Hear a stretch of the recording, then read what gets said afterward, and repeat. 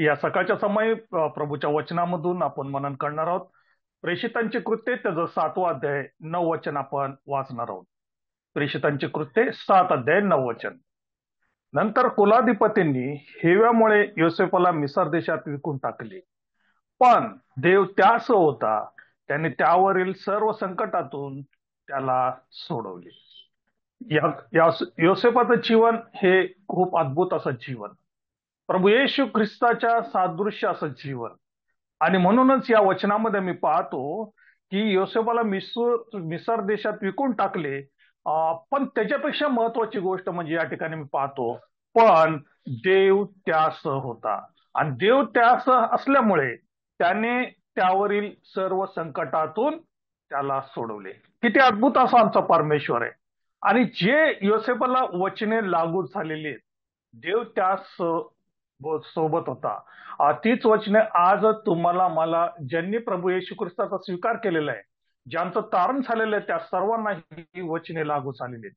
त्यामुळे योसेफाच्या जीवनातून काही गोष्टी आम्ही शिकणार आहोत, ज्या आमच्या जीवनामध्ये या परिस्थितीमध्ये, कठीण परिस्थितीमध्ये आम्हाला सहाय्यकारी होतील. त्यासाठी आपण स्तोत्रसंहिता त्याचं 37 आणि त्याची 1 ते 7 वचने देखील याच्या बरोबर वाचणार आहोत. स्तोत्रसंहिता 37 त्याचं 1 ते 7. दुष्कर्मांवर जळफळू नको, अधर्म करणाऱ्यांचा हेवा करू नको, कारण ते गवताप्रमाणे लवकर कापले जातात, हिरवळीसारखे वाळून जातात. परमेश्वरावर भाव ठेव व सदाचाराने वाग. देशात वस्ती करून राहा, सत्याचे अवलंबन कर, म्हणजे परमेश्वराच्या ठायी तुला आनंद होईल. तो तुझे मनोरथ पूर्ण करील. आपला जीवितक्रम परमेश्वराकडे सोपून दे, त्याजवळ भाव ठेव, म्हणजे तो तुझी कार्यसिद्धी करील. तो तुझी धार्मिकता प्रकाशासारखी, तुझे न्यायत्व मध्यान्हासारखे प्रगट करील. परमेश्वरच्या अधीन होऊन स्वस्थ राहा, त्याची प्रतीक्षा शांतपणे करून राहा. जो मनुष्य आपल्या मार्गाने उत्कर्ष पावतो, जो मनुष्य दुष्ट संकल्प सिद्धीस नेतो, त्याचवर जळफळू नको. आणि खरोखर योसेफाच्या जीवनामध्ये या सर्व गोष्टींचा अनुभव आलेला मी पाहत आहोत. आणि ख्रिस्ती या नात्याने कालच आम्ही प्रभूची आराधना केली, स्तुती केली, प्रभूच्या बलिदानाबद्दल, प्रभू येशू ख्रिस्ताने दिलेल्या तारणाबद्दल. आणि या जगामध्ये आम्ही ख्रिस्ती हे नाव आम्हाला दिल्यामुळे या जगामध्ये देखील आम्हाला अशा प्रकारच्या समस्यांना सामोरं जावं लागतं. आमच्या जीवनातील समस्या ज्यावेळेस आम्हाला येतात, त्यावेळेस आम्हाला विचार पडतो, मलाच का हे समस्या, मलाच का ही अशा प्रकारच्या भयंकर घटना. आणि अशा प्रकारे आमचं मन अस्वस्थ होऊन जातं. आणि काही काही वेळेस या घटना घडण्यासाठी कधी कधी आम्ही स्वतः देखील कारणीभूत असतो. कधी कधी आम्ही स्वतःचे निर्णय आम्ही स्वतः घेतो, देवाच्या वचनानुसार किंवा देवाचा सल्ला आम्ही घेत नाही.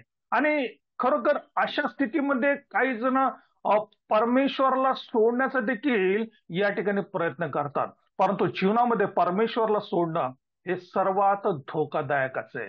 परिस्थिती कशी असू द्या, परंतु ज्या देवाने आम्हाला निवडलं, आमचं तारण केलं, त्या देवाला सोडण्याची चूक आम्ही कधी करू नये. एसावाच्या जीवनामध्ये आम्ही पाहतो की त्याने स्वतःच्या निर्णयाच्या द्वारे जीवनातील ज्येष्ठता त्याने घालवली. परंतु इब्री लोकास पत्रामध्ये आम्ही पाहतो की त्याने नंतर खूप प्रयत्न केला ते मिळवण्याचा, परंतु ते त्याला मिळू शकलं नाही. आणि म्हणूनच अशा प्रकारे स्वनिर्णयाद्वारे मरणदायक परिस्थिती निर्माण होते. देवाचं न ऐकणे, देवाचा सल्ला न घेणे खूप अवघड असं आहे. या सर्व वस्तू माझ्याच हाताने बनलेल्या आहेत, त्या अशा प्रकारे झाल्या आहेत. पण जो दीन व भग्न हृदय आहे व माझे वचने ऐकून कंपायमान होतो, त्याचकडे मी पाहतो. परमेश्वर आमच्याकडे पाहतो. कधी आम्ही दीन होतो, आम्ही भग्न होतो आणि आमच्या जीवनातील कोणत्याही परिस्थितीकडे जरी आम्ही देवाकडे पाहिल्यावर परमेश्वर आमचं सहाय्य करेल. योसेफाचे जीवन बघूया प्रियानो, की त्याला फक्त त्या शिडीच्या द्वारे स्वप्न पडली तेवढ्या पुरतीच आहे. नंतर अब्राहमाला देवाने ज्या प्रकारे दर्शन दिलं, त्याच्याशी बोलला, योसेफा बरोबर कधीही देव बोलला नाही. आणि असं असताना देखील योसेफाच्या जीवनातील प्रत्येक संकटाच्या वेळेस मात्र परमेश्वर त्याच्याशी न बोलता परमेश्वर त्याच्याबरोबर होता, हे आम्हाला दिसून येतं.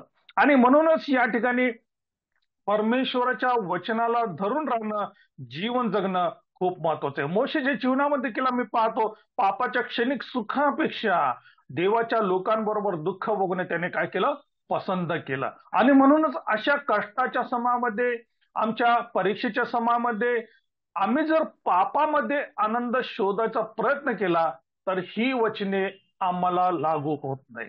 आणि म्हणूनच प्रत्येक घटनेला कारण असतात. आणि आम्ही खरे देवाची मुले आहोत का, याची परीक्षा या वचनांच्या द्वारे, या परीक्षांच्या द्वारे आमची होते.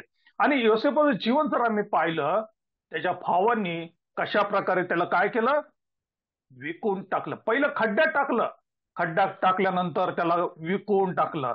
त्यानंतर भावाने त्याचा विरोध केला. त्यानंतर पोटिफरच्या घरामध्ये त्याचं जाणं, त्या ठिकाणी त्याचं वास्तव्य. आणि म्हणूनच या सर्व घटना ज्यावेळेस घडत होत्या, योसेफ सर्व काही शांतपणे सहन करत होता. बघा किती अद्भुत आहे नाही का.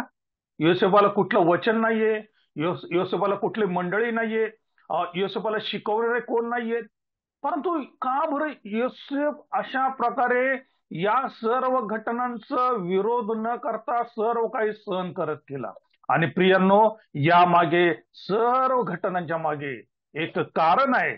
आणि कारण म्हणजे देव योसेफाबरोबर होता. देवाचा आत्मा त्याला मार्गदर्शन करत होता.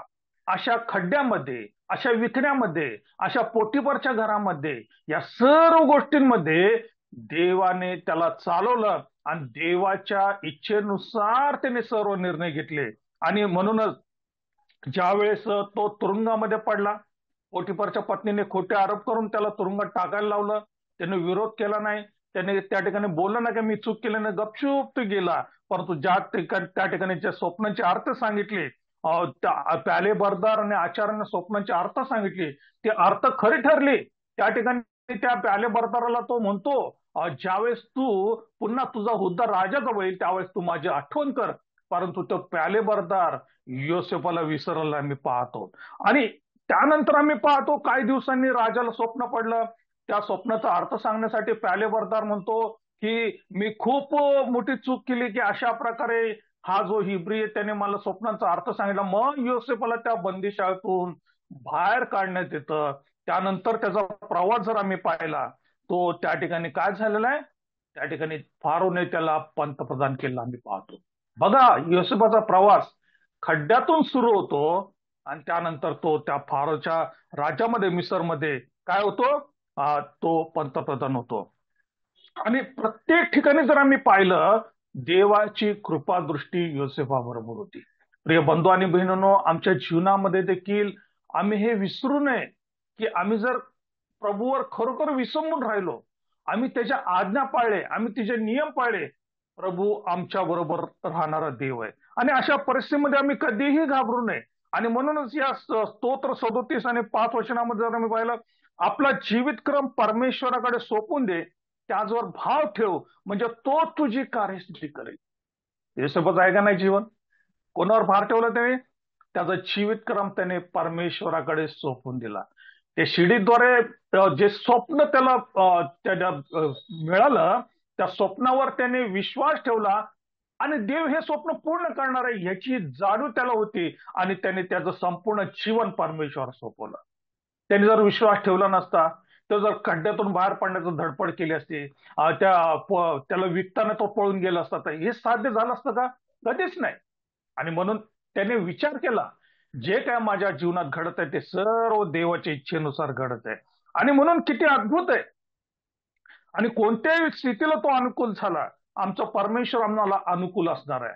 आमचा परमेश्वर आमच्या दुःखामध्ये, आमच्या संकटामध्ये, आमच्या खड्ड्यांमध्ये, आमच्या विकल्या जाण्यामध्ये, आमच्यावर निंदा, खोटे आरोप होत असताना परमेश्वर आमच्या बरोबर आहे, जसा योसेफाच्या बरोबर आहे. आणि म्हणून आमच्या जीवनामध्ये देखील अनेक चिंता आम्ही करतो की नातेवाईक आमची निंदा करतील, शेजारी आमची निंदा करतील, आणि आम्ही प्रतिकार करत नाही. योसेफाच्या जीवनामध्ये देखील त्याने कधीही या सर्व गोष्टींचा त्याने प्रतिकार केला नाही. आणि म्हणूनच उत्पत्तीचं पुस्तक त्याचं 45 अध्याय आणि 1 ते 4 वचन जर आम्ही पाहिलं, उत्पत्ती त्याचं 45 अध्याय 1 ते 4 वचन बघा. या सर्व गोष्टी घडल्यानंतर किती त्या ठिकाणी आपल्या सर्वांना ठाऊक आहे नंतर काय काय गोष्टी घडलेल्या आहेत. उत्पत्ती 45 1 ते 4. तेव्हा योसेफाभोवती लोक उभे होते, त्या सर्वांसमोर त्याच गैवर आवरेना. त्याने मोठ्याने म्हटले की सर्व लोकांस बाहेर घालवा. योसेफाने आपल्या भावास ओळख दिली तेव्हा त्याच्याजवळ दुसरे कोणी नव्हते. तो मोठमोठ्याने रडू लागला. ते मिस्री लोकांनी ऐकल्याने फारोच्या घराण्याच्या कानीही ते गेले. योसेफ आपल्या भावास म्हणाला, मी योसेफ आहे. माझा पिता अजून जिवंत आहे काय? त्याच्या बाबाच्या तोंडून काही उत्तर निघेना, कारण ते सर्व त्याच पुढे घाबरले. योसेफ आपल्या भावास म्हणाला, आम्हाला जवळ या. तेव्हा ते जवळ येऊन तो पुन्हा म्हणाला, तुमचा भाऊ योसेफ, ज्याला तुम्ही मिसर देशात विकून टाकले, याबद्दल संताप करू नका. आणि पुढचं वाक्य बघा किती महत्वाचं आहे. ज्याला अ, आता काही पस्तावा करू नका, कारण तुम्ही मला या देशात विकून टाकले, याबद्दल संताप करून घेऊ नका. कारण तुमचे प्राण वाचवावे म्हणून देवाने मला तुमच्या पुढे पाठवले. किती अद्भुत असं जीवन, किती आश्चर्यकारक असं जीवन. आणि म्हणूनच या ठिकाणी योसेफ आता कसा आहे? आता एक मोठा अधिकारी असा आहे. त्यांनी जर त्याच्या भावांचं वय त्याच्या अंतःकरणामध्ये धरलं असतं, तर त्या भावाने किती भयंकर त्याने शिक्षा केली असते. परंतु त्याने प्रतिकार केला नाही. उलट त्याने धीर दिला. तुम्ही स्वतःबद्दल, तुम्ही मला खड्ड्यात टाकलं, तुम्ही मला विकून टाकलं, याबद्दल तुम्ही संताप करू नका. कारण देवाचीच योजना, देवाने मला तुमच्या पुढे पाठवलेले. आणि म्हणून आमच्या जीवनामध्ये या 37 स्तोत्राप्रमाणे कधीही आम्ही कुरगोडी करू नये, आम्ही प्रतिकार करू नये. जे काही होत आहे देवाला सर्व ठाऊक आहे, कारण देव योसेफासारखा माझ्या बरोबर आहे. आणि म्हणूनच योसेफ काय म्हणाला? सर्वांसाठी संदेश आहे. या ठिकाणी योसेफ कशा प्रकारे या पंतप्रधान पदापर्यंत आलेला आहे, किती अद्भुत रीतीने आलेला आहे. आणि त्याने देखील विचार केला नसेल की या सर्व गोष्टीतील मी अशा प्रकारे मोठा या मिसर देशाचा अधिकारी होईल. आणि म्हणूनच त्याच्या जीवनामध्ये एवढे कष्ट झाले, परंतु त्याने त्या उलट कष्ट कोणाला दिले नाही. त्याचा अपमान झाला, त्याची निंदा झाली, परंतु त्याने बदला घेतला नाही. आणि आम्ही देखील हेच करावं. आम्ही देखील सहन करणारे असावे. आणि म्हणूनच सहन करणारा कसा असतो? तो बलवान असतो, सात्विक असतो, तो धीर देणारा असतो आणि बलवान. आणि म्हणूनच देवाच्या परवानगीशिवाय आपली कोणीही हानी करू शकत नाही, हे आपण लक्षात ठेवायचं. मत्ताचं शुभवर्तमान 10:30 वचनामध्ये वचन आम्हाला आहे, तुझ्या डोक्यावरचे सर्व केस मोजलेले आहेत. याचा अर्थ किती महान अर्थ आहे. आमच्या डोक्यावरचे केस आम्ही मोजू शकत नाही, पण परमेश्वर म्हणतो तुमच्या डोक्यावरील सर्व केस मोजले. याच्यामध्येच आम्ही समजून घ्यायचं की परमेश्वर आमची किती काळजी करतो, परमेश्वराचं लक्ष आमच्यावर किती. आणि म्हणूनच स्तोत्र 139 संपूर्ण जर आम्ही पाहिलं, परमेश्वर आमच्या सर्व गोष्टी पाहत आहे. आणि योसेफाच्या जीवनामध्ये त्याने हे सर्व विश्वास ठेवलेला आहे. आणि म्हणूनच भावांनी काय विचार केला? आता जोसेफ ज्यावेळेस भावांना ओळख देतो, मी तुमचा भाऊ योसेफ, भावांनी काय विचार केला? आता संपलं आमचं, काय केलं आम्ही? एक जण म्हणत होता, अरे त्याला टाकू नका, खड्ड्यात टाकू नका, त्याच्यावर दया दाखवली. परंतु बाकीच्याने नाही, त्याला मारून टाकलं. बापाला दाखवलं, त्याला मारून टाकलेले. आणि अशा स्थितीमध्ये तो योसेफ आता पंतप्रधान पदावर आहे. त्या भावांच्या अंतःकरणामध्ये किती दुःख झालं, किती म्हणजे ते घाबरले असतील. परंतु योसेफाचं त्या ठिकाणी जर वागणं पाहिलं, किती अद्भुत रीतीने आम्ही त्या ठिकाणी पाहतो. आणि म्हणूनच या ठिकाणी आम्ही पाहतो रोमकराच्या पत्रामध्ये 8:32 वचनामध्ये, जर देव आम्हाला प्रतिकूल असाल, तर देव आम्हाला अनुकूल असेल, तर या जगामध्ये आम्हाला कोणीही प्रतिकूल होणार नाही. प्रियांनो, हे सत्य आम्ही लक्षात ठेवायचंय. आणि म्हणून उदय पुत्राच्या जीवनात देखील आम्ही पाहतो, तो परत आला. आणि ज्यावेळेस परत आला, बापाने त्याचं मोठं स्वागत केलं, त्याला आलिंगन दिलं, त्याचं अनेक प्रकारे गोष्टी देऊन त्याचं पुन्हा त्याला घरामध्ये घेतलं. परंतु मोठा भाऊ या ठिकाणी कसं वागत आहे? त्याला आता लहान भावाची अडचण व्हायला लागलेली, आणि त्याला बापाने निरोप दिला नाही. आता काय झालेलं आहे? उधळा पुत्र म्हटलेला हरवलेला पुत्र घरामध्ये आहे, आणि जो घरातला मोठा पुत्र आहे तो घराच्या बाहेर गेलेला आहे. अशी परिस्थिती झालेली आहे. आणि तो पुत्र कशा प्रकारे वागत आहे? लुकाचं शुभवर्तमान 15:29 वचनामध्ये बघा काय म्हणत आहे. तो पुत्र, मोठा पुत्र बापाला म्हणत आहे, परंतु त्याने बापाला उत्तर दिले, पहा मी इतकी वर्ष तुमची सेवा चाकरी करत आलो आहे, आणि तुमची एकही आज्ञा मी मोडली नाही, तरी मी आपल्या मित्रांबरोबर उत्सव करावा म्हणून तुम्ही मला कधी करडूही दिलं नाही. या मुलाचं लक्ष कुठे आहे? त्याच्या मित्रमंडळीकडे. त्याच्या मित्रमंडळी बरोबर काय करायचंय त्याला? एन्जॉय करायचंय, मजा करायची आहे. आणि याविषयी तो बापाला दोष देत आहे आणि बापाशी असं बोलतोय. कशी सेवा करत आहे? सर्व लक्ष मित्रांवर. आणि आज देखील अनेक विश्वासाचं जीवन अशा प्रकारे या जगातील मित्रांवर आहे. आज हरवलेले जर मंडळीमध्ये आले, देवाजवळ आले, तर मोठ्या भावाप्रमाणे अनेकांना त्यांचा मत्सर वाटतो. त्यांना वाटतं का परत आला? परंतु प्रियांनो, देव कृपाळू दयाळू. 100 मेंढरे त्याच्या जवळ असताना एक मेंढरू हरवला, परंतु ते मेंढरू सापडेपर्यंत आमचा प्रभू शोध करणार आहे. आमची देखील तीच वृत्ती असावी. आमची वृत्ती देखील या योसेफासारखीच असावी.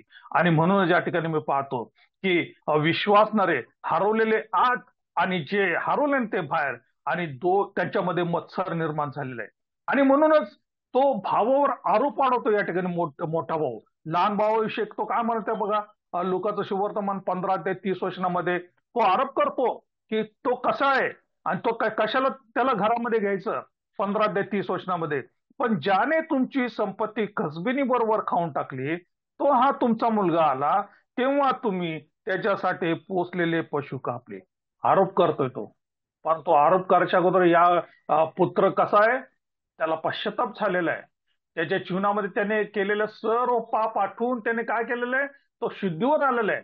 त्याने कबूल केलेलं आहे, हे बापा, मी तुझ्या विरुद्ध आणि स्वर्गीय पित्याविरुद्ध पाप केलेले आहे आणि मी तुमच्या मुलाच्या समान राहण्यासाठी योग्य नाही. तुम्ही मला आपल्या चाकरा समान मला ठेवा. अशा प्रकारचा पश्चाताप आहे. आणि अशा मुलाविषयी तो पूर्वीच्या पापांची आठवण करतो. त्याने काय काय केलं. परंतु एकदा प्रभूने ज्यावेळेस पापांची क्षमा केलेली, त्यावेळेस तो पुन्हा आमची पापे आठवत नाही. त्यामुळे एखाद्याने पश्चाताप केला असेल तर पुन्हा दोष देणं आमचा अधिकार कधीच होत नाही. आणि म्हणूनच या ठिकाणी मी पाहतो की किती गंभीर अशी परिस्थिती आहे. योसेफाचा द्वेष केला, परंतु योसेफाने काय केलं, आपल्या भावांवर प्रेम केलेलं आहे आणि प्रत्येक गोष्टीचं कारण समजून घ्यावं. आता या ठिकाणी योसेफ काही करू शकला असता. त्यांच्या भावांना कायमचं त्यांनी काय केलं असतं, तुरुंगामध्ये टाकायला लावलं असतं किंवा त्या भावांना फाशी द्यायला लावली असती.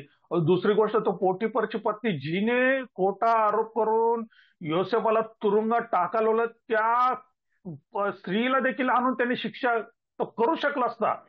परंतु त्याने काय केलं, हे सर्व त्याने जाणून बुजून क्षमा केले. प्रभू येशू ख्रिस्ताची चित्तवृत्ती आम्ही या ठिकाणी पाहतो. आणि परंतु या ठिकाणी खड्ड्यात टाकल्यावर योसेफाला काय समजलं नाही. त्याला वाटलं आता खड्ड्यात टाकला, आता संपलं, मी वर येऊ शकत, आता मरून जाईल. परंतु त्या खड्ड्यात टाकल्यावर योसेफाला जे समजलं नाही, ते आमच्या देवाला समजलं होतं. आमच्या देवाला ते माहिती होतं. आणि आमच्या बाबतीत देखील प्रिय बंधू बहिणींनो, हेच आहे. आज कठीण परिस्थितीमध्ये कदाचित अनेक जण आम्हाला छळ करत असतील, अनेक जण द्वेष करत असतील, अनेक जण आम्हाला विरोध करत असतील. परंतु आम्हाला माहिती ना आमचं पुढं काय होणार आहे. पण आमच्या प्रभूला निश्चित ठाऊक आहे, जर आम्ही सात्विकपणे जीवन जगलो, जर आम्ही योसेफासारखं जीवन जगलो, जर आम्ही क्षमा करणारे जीवन जगलो, प्रभू येशू ख्रिस्ताच्या चित्तवृत्तीनुसार जीवन जगलो, निश्चितच आम्हाला देखील प्रभू योसेफाप्रमाणे उंच स्थानावर घेऊन जाणारा तो विश्वसनीय परमेश्वर आहे. आणि म्हणून त्याची वचने ऐकणं, त्याचा सल्ला घेणं, त्याच्या सहभागितेमध्ये राहणं, आणि त्या जीवनामध्ये किती कठीण प्रसंग येऊ द्या, देवाला सोडण्याचा कधी आपण प्रयत्न करू नये. कारण आमचा देव विश्वसनीय देव. याबद्दल, या योसेफाच्या जीवनाबद्दल, परमेश्वर योसेफा बरोबर असल्यामुळे त्याने त्याला सर्व संकटातून सोडवले. तोच प्रभू आज आमच्या बरोबर आहे. या विश्वासाने जीवन जगून प्रभूचं गौरव करण्यासाठी प्रभू तुमचं आणि माझं सहाय्य